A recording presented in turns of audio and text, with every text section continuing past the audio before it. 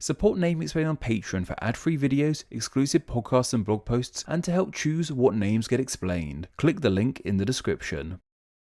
We so often talk about ancient Greece as a single unified entity, kind of like how we talk about, say, the Roman Empire, or even how we discuss modern nations on our planet. This, however, really was not actually the case in ancient Greece. In the time of gods, monsters and heroes, the landmass and many islands that now constitute the modern nation of Greece, officially known as the Hellenic Republic and locally as Allada, yeah, it's a whole thing, was not a single cohesive unit. So what was it instead? Well, this land was instead home to many small individually ruling bodies known as city-states, or polis. These city-states of ancient Greece were basically independent micronations unto themselves. For the most part, they were all composed of one principal walled city, with the most important buildings being built upon hills. As well as the cities within the walls, these city-states usually ruled a large amount of the countryside surrounding them, which would have been used for farming to feed these city-states. At their peak, there were way over 1,000 different city-states in this land. Some of the more well-known ones, however, went on to become highly influential to modern Greece and are some of the most well-known places in the ancient world, often becoming the backdrop for some of the world's most beloved myths and stories. Athens, Sparta, Corinth, Syracuse, Delphi, Thebes, and Rhodes are all examples of some of the most well-known city-states of Greece's ancient past. And of course, Athens to this day is still the nation's capital city. It's worth asking ourselves the question, why weren't these city-states more connected in the past? Well, the big factor in dividing these states seems to have been the geography of the land. Rocky mountains and sparse wilderness seem to have stopped these city-states from being more interconnected. Of course, many of these city-states made themselves at home on the many islands of the Aegean Sea too, with water travel being another huge barrier in ancient times. These ancient city-states would have been different in a variety of ways. Each had their own images, ideals, cultures, and ways of ruling. In example, the city-state of Athens was known for its culture, education, and art, while somewhere like Sparta was known for its military. They were both ruled differently too, with Athens being ruled by democracy and Sparta having kings and a council of elders. While the ancient Greek city-state may be a thing of the past, city-states do still exist to varying degrees on our planet today. Places like Vatican City, Singapore, and Monaco have all been described as being city-states. Looking into these modern micronations can perhaps give us a clear idea as to what these ancient Greek city-states might have been like. With all these differences between these ancient city-states, it may make you wonder, like it made me wonder, did they all even speak the same language? I mean, it would make some sense if they didn't, right? They were all practically different countries, and with the geography of the land isolating so many of them, it would have left little communication between them and allowed unique languages to flourish. At least that's my hypothesis on the matter anyway. Well, to answer the question presented in the title of this video,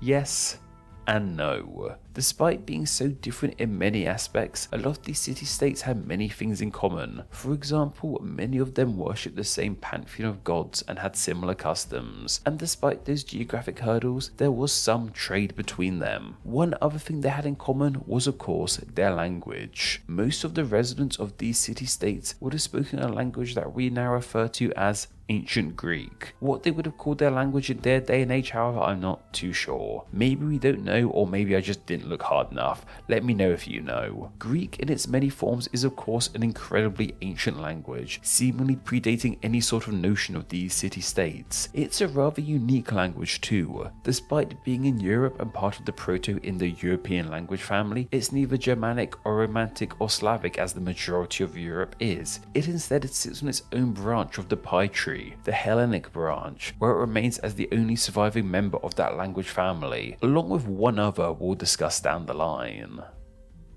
So why did I say the answer to this question was yes and no, despite just saying that they all spoke Greek in ancient Greece? Well, it's because while they did in fact all speak Greek, they all spoke vastly different dialects of the language. These different dialects would have been noticeably different between one another, it seems. Some sources even go so far as saying that speakers of different dialects would not have been able to understand each other. This is not too surprising. Different dialects in geographic regions are present even to to this day. Here in the UK, it's incredibly noticeable. People speak differently here despite living mere miles apart. The isolation caused by Greeks' troubling geography could have spurred on unique dialects too. People left to their own devices without any outside interference have a habit of talking in a unique way. As for what exactly is the difference between a dialect and language, that's something I really want to dive into in its own video sometime in the future. Though for a quick explanation, I feel you can't beat David Crystal's explanation from his great book, A Little Book of Language. He explains it perfectly with a hypothetical situation, saying, there are 4 men in a room. One is from Liverpool, one is from London, one is from Paris, and one is from Bordeaux. Each speak only the language of the place where he was brought up. Which of them will be able to understand each other? The man from Liverpool and the man from London don't speak exactly the same way, but they'll be able to understand each other most of the time. They'll both say they speak English, and the man from Paris and the man from Bordeaux don't speak in exactly the same way either, but they'll also be able to understand each other most of the time. They'll both say they speak French. The man from Liverpool and the man from London are speaking different dialects of English. The man from Paris and the man from Bordeaux are speaking different dialects of French. When people speak different dialects, they mostly understand each other.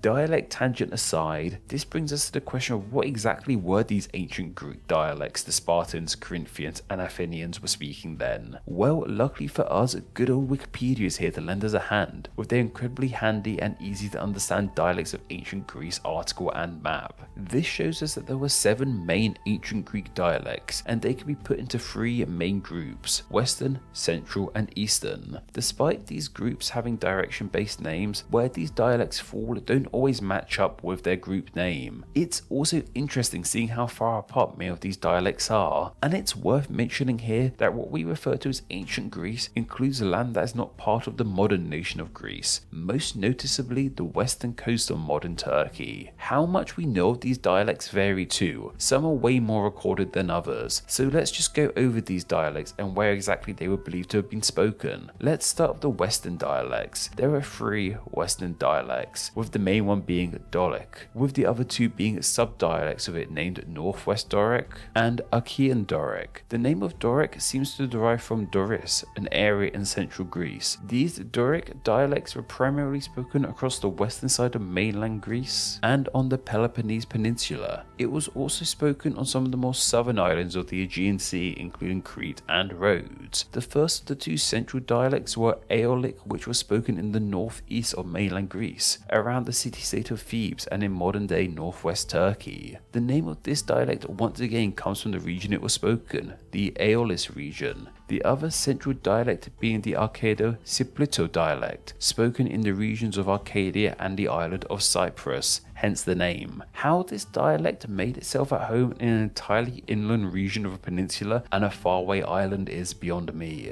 Then we have the eastern dialects of Attic and Ionic. Ionic seems to be spoken across a large amount of the Greek islands, though not the Ionian Islands it seems, despite it being named after them. It was also spoken in southwest modern Turkey too. The Attic dialect, however, was spoken in just a few places, primarily Athens, hence the name, and a few islands. However, it seems to have become the most important and influential of all the Greek dialects. This is because it was spoken in Athens, which was seen as the most cultured and artistic of the city-states. In Athens, they enjoyed writing things down. Most ancient Greek writing we have today is from Athens and reflects the Attic dialect.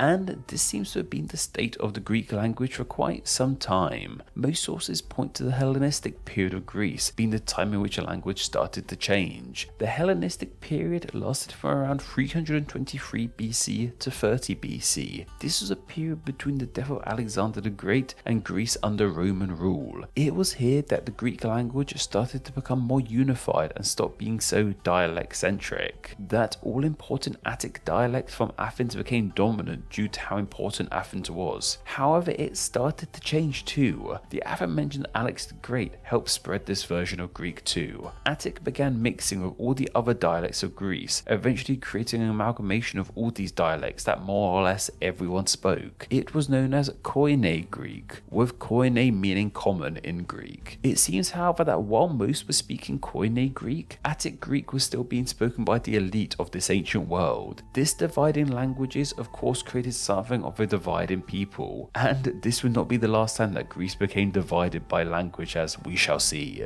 Though as the masses spoke Koine, it meant that Koine continued to develop through Greece's history. It was Koine that was being spoken when Greece came under Roman rule, which eventually shifted into Byzantine rule, and eventually into Ottoman rule. When Greece was finally freed of Ottoman rule in 1829, it was Koine that the majority were speaking, though of course the language had changed quite a bit since the Hellenistic period. From what I could tell, despite having a long and ancient history, it was here in 1829 that Greece for the first time was a single, unified and independent entity. Don't correct me if I've missed something. Now as an independent state, they had to figure out the state of their language, which had gone through various dialect changes and forms throughout the years. It was decided that the language would be officially split into two forms. These were called Katharevousa and Demotiki. Katharevousa was seen as a reconstruction of the classic Attic Greek from Athens and was to be used for official elite reasons such as in government and church, whereas Demotiki was seen as a form of the language to be used in everyday talk and for the masses. Like it did in the nation's ancient past, this division in language really caused an uproar. These two forms of language were seen as another way to divide people into different classes, and fighting actually broke out over it. Like I said, this was a huge issue, becoming known as the Greek language question. It has a Wikipedia page and everything. This question was seemingly answered, however, in 1976 when Demotiki was declared the nation's official language. There's a lot of history I've missed out on here, I know, and it's all fairly recent. If you happen to be watching and were around at this time, please let us know your experience down in the comments. Though of course, since 1976, the language has carried on changing, and to this day, there are different varieties and dialects of the language around modern Greece and its islands. Some things never change. The final thing we have to ask ourselves, I suppose, is have any of these ancient Greek dialects survived over the years? Well, once again, yes and no. Remember that other surviving Hellenic language I hinted towards? That is the language of Sakonica/Saconian. This is a language spoken in some small villages in the south of Greece's Peloponnese Peninsula. This language is a descendant of the aforementioned Dolic dialect of ancient Greece. Dolic is what would have been spoken in Sparta, so many sources and websites like to call Sakonica the language of the Spartans, while in reality it's more their great-great-great-grandchild. However, this language is endangered, spoken by just a few thousand primarily older people. Many even refer to it as yet another dialect as opposed to a full-on language. Whatever the case may be, many see this dialect/language as the last linguistical remnant of this nation's ancient past.